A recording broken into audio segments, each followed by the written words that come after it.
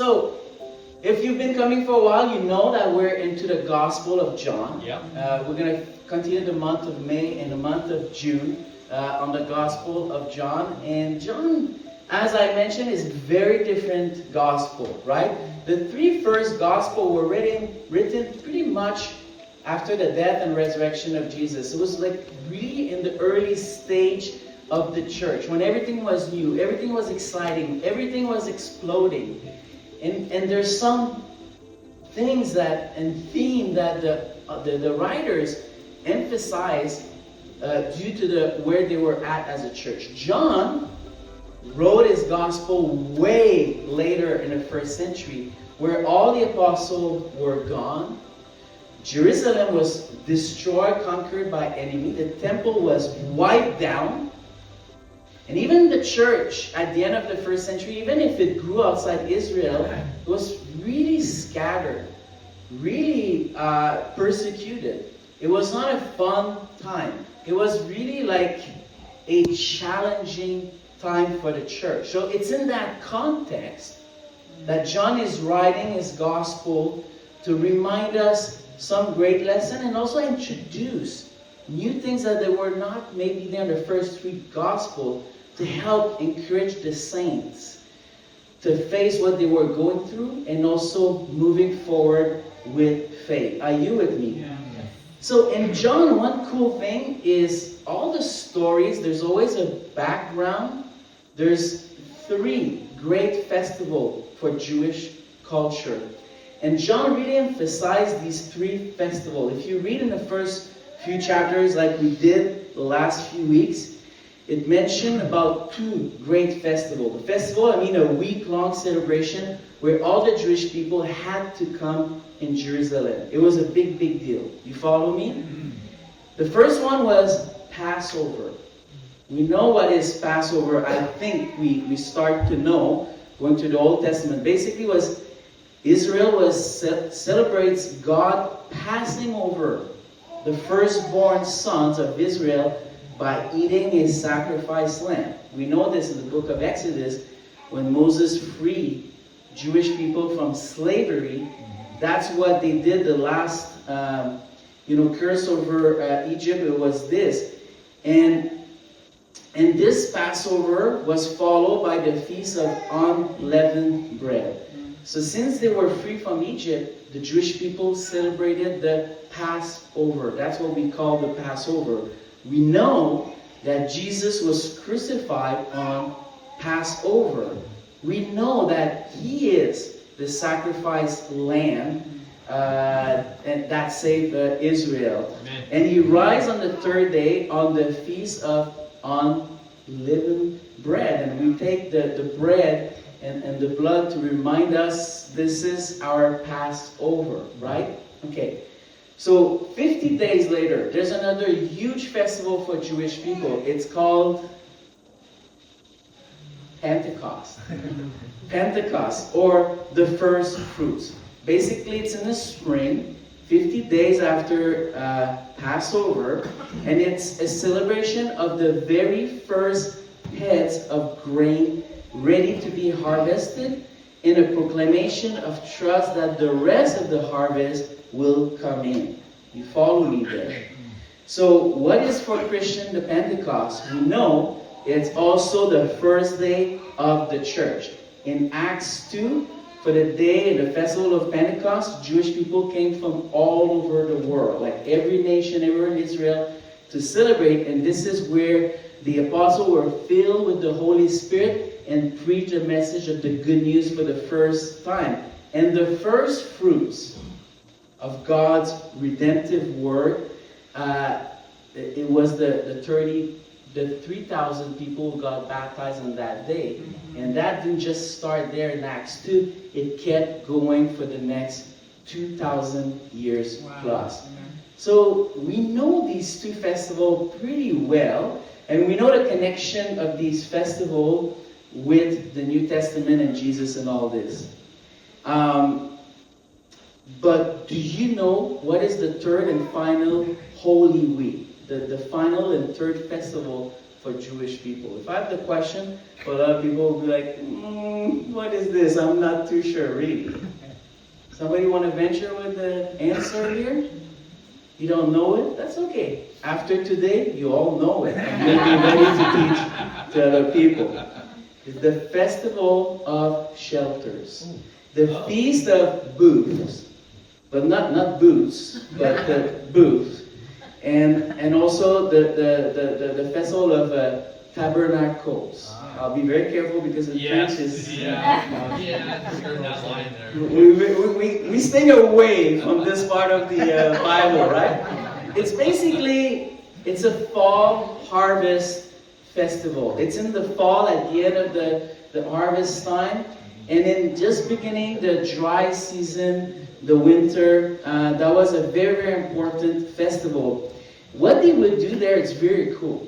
They would make tents out of branches and set them on the top of the roofs of the house, all over Jerusalem. And people will come from all over the nation, all over Israel, for that festival. So with these temporary shelters on top of the houses, people will sleep then. The guests will come in town and they will sleep. And then, as a reminder of how God took care of Israel. When? During the 40 years in the wilderness. Yeah. Does it make sense? Yeah. That's really cool. You know, I love camping. Every summer I love to do this.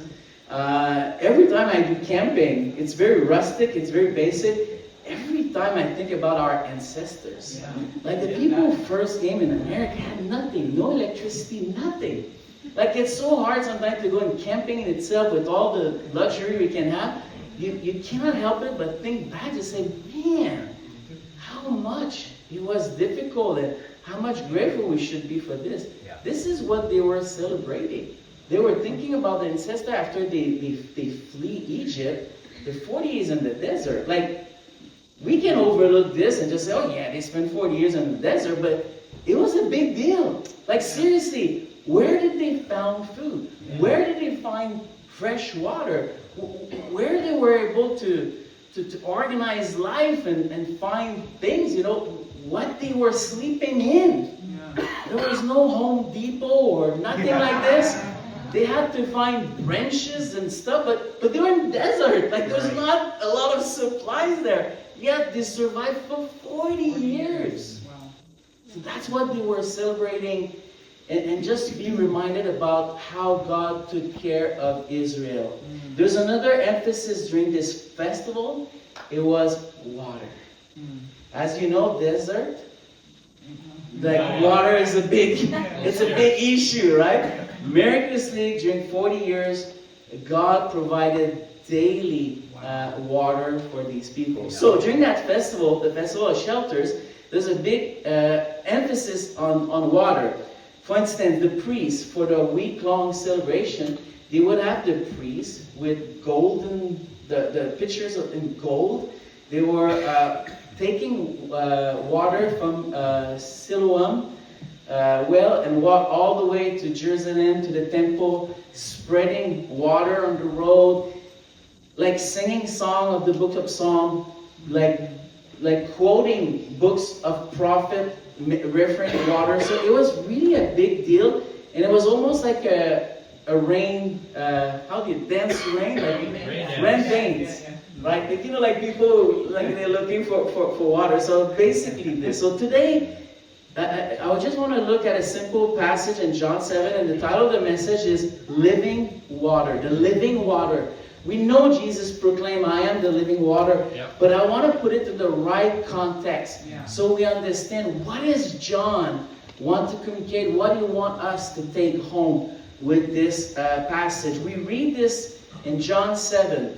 So the beginning of the chapter, this is the festival, the shelter is happening. His own brother in Galilee, they said to Jesus, let's go to Jerusalem, join us. It's your time to be revealed, your power, your miracle and everything. They didn't believe really in Jesus. They were kind of cynical. And Jesus said, no, it's not really the time yet. I'm not going to come another time. But we don't know why he said this to his brother, but he changed his mind. Throughout the festival, he decided to come secretly to Jerusalem. I personally think that Jesus knew and felt that the pressure was really hard. The risk to be arrested and killed was very there, but this time it was not there yet. And also we know he knew that he needed to be arrested and executed during the Passover, not during the Festival of Shelters. Yet God provided, this is what John is saying, a year before his arrestation came during the Festival of the Shelters and will provide these amazing insight. Let's read in verse 37. On the last day, the climax of the festival, Jesus stood, shouted to the crowds, "Anyone who is thirsty may come to me. Anyone who believes in me may come and drink. For the scriptures declare, rivers of living water will flow from his heart." The last and greatest day of that week, the Festival of Shelters, during the biggest parade of the week, by the priests with their golden pitcher, they were carrying these pitcher and from the pool of Siloam, and they were singing these songs and quoting scripture from the prophet, spreading the water. And during that time, Jesus decided to stand up and yells in the middle of the street this statement. Like, really? Like, if you want to provoke something in a city, there's nothing more you can do than this. It was very bold and very shocking. Why? Because basically, what he was saying, Jesus, through these words here, he just said, he was saying that the whole rain parade by the priests were fraud. Was a deceptive ritual. Pointless. Like, they can do this year after year. It's not going to bring you anywhere to nothing. They were calling upon God to bring water to a dry place in a dry season. And Jesus, he made that statement. You're going to remain in that state if you don't understand that me, Jesus, I am the water they were seeking. I am the living water that the prophet for centuries before were predicting. This is it. So, as you can imagine, it caused a huge commotion in the city. If they had newspaper, it would make the headline. If there's social media back then, it will be everywhere. And from that time, Jesus' life was in jeopardy. Like, people really said, we need to kill this man. We need to take him down because he is too dangerous for Israel. That happened 1 year before Jesus got arrested. Well, a few months before. It's really important. So what John is talking here, there's a big clash, a big and obvious misunderstanding between religious leaders and Jesus. The religious leader hated Jesus. Why? What was the problem? They were insecure because Jesus was threatening the tradition of Israel. But they didn't understand that Jesus didn't come to remove or replace the festivals and the Jewish tradition. Jesus came to do one thing, to fulfill them all. But the religious leader, they were scared. They were just like, Jesus is going to change all our culture. But they didn't understand. They were following these festivals, and it was just pointing towards Jesus. That's why John is adding these words right after. John 7, verse 39. John is saying here, when he said living water, he was speaking of the Spirit who would be given to everyone believing in him. But the Spirit had not yet been given because Jesus had not yet entered into his glory. So years and decades later, the disciple with the Spirit, led by the Spirit, they could put the piece of puzzle together. That's why John is making this clarification. But back in the days when Jesus declared in the street during the Festival of Shelters, I am the living water, people were like, what is he talking? In the same way, when he was saying, destroy this temple and in 3 days I will rebuild it, because I am the new temple. When Jesus said and declared, I am the bread of life. When Jesus was saying, I am the living water. I am the light of the world. What was he communicating to his people and to all humanity? I am present with you while you're in wilderness. Especially when you're going through tough time, challenging time. I am present with you. I was always there for you. I am with you, and I will always be with you.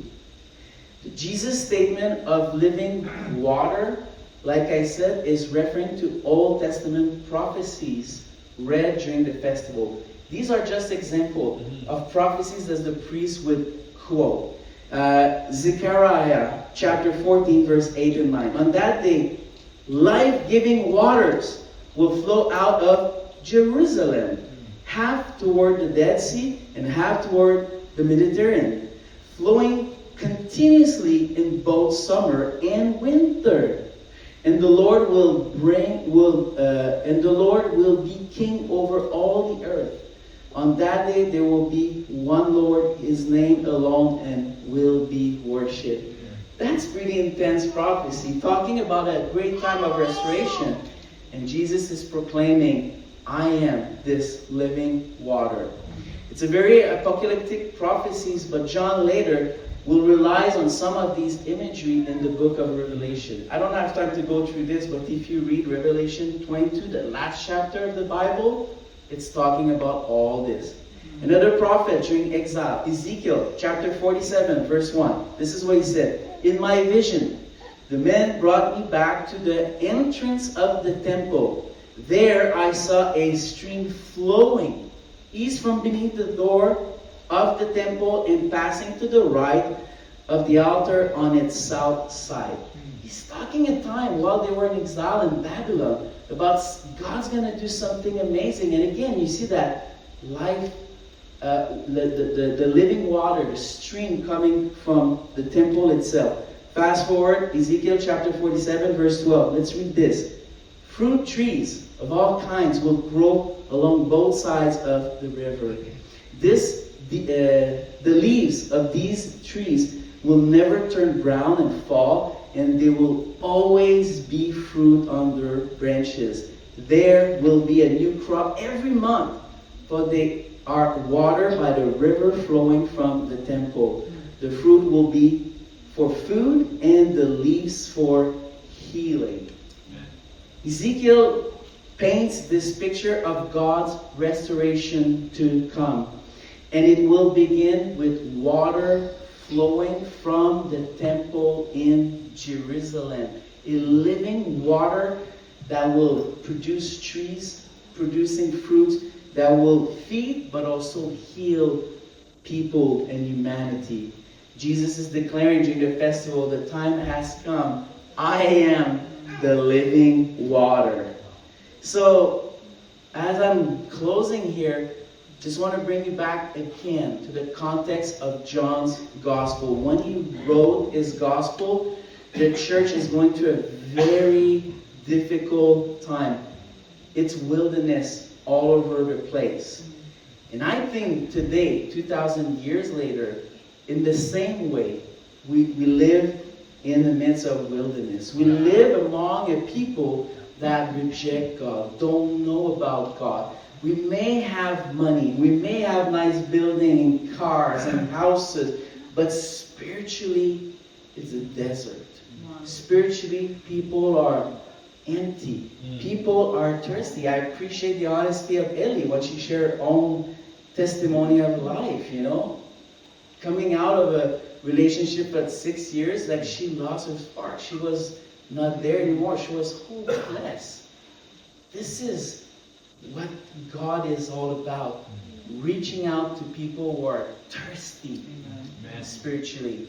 Outside the church, but also inside the church. Yeah.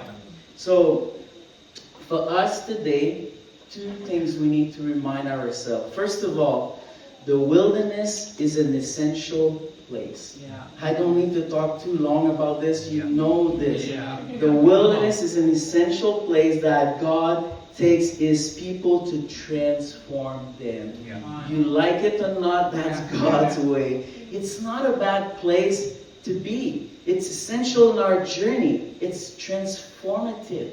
Jesus Himself, right after His baptism, was transported in the midst of wilderness where He was tempted. And this is what Jesus is telling to each one of us who feel sometimes the wilderness. He's saying, come to me, all of you who are thirsty, come and drink. I am with you. Do you know what it means to believe in God really? It's to acknowledge that we're thirsty. We're thirsty spiritually. Believing God means that we accept this invitation to come to Jesus. The church, leaders, people, this is not the solution. Jesus only is the one we should go through to. And He said, drink freely from the water I'll give you. And He promised time of refreshment will come in your life. Second reminder for us, this wilderness is a temporary place. It's so difficult to engrave this in our mind, in our heart, because we're so attached to our houses, to our cars, to our success. We're stressed out about our retirement plans. Am I going to have enough to eat? I'm going to have enough to give to my kids and provide to my grandkids. And I get it.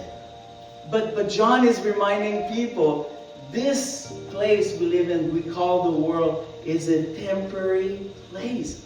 The gospel tells us that He's going to come back and restore the world and make everything right. You know, when we start to feel old and feeling our body, it's just like, oh, I wish I was 20 years old. Like, and you feel the degradation, the decay of everything, like material stuff, your body, everything. You just need to remember, but this is a temporary place. Our body, even when we go through illnesses, we just need to be reminded this is just a temporary shelter. God's going to transform everything and make everything perfect. This world is a temporary structure. It's a shelter. It's a tabernacle. It's a booth. And the festival, what it meant for the Jewish people, this is what it means for us as Christians. Pointing to something grandiose, perfect, eternal, our forever home. Amen.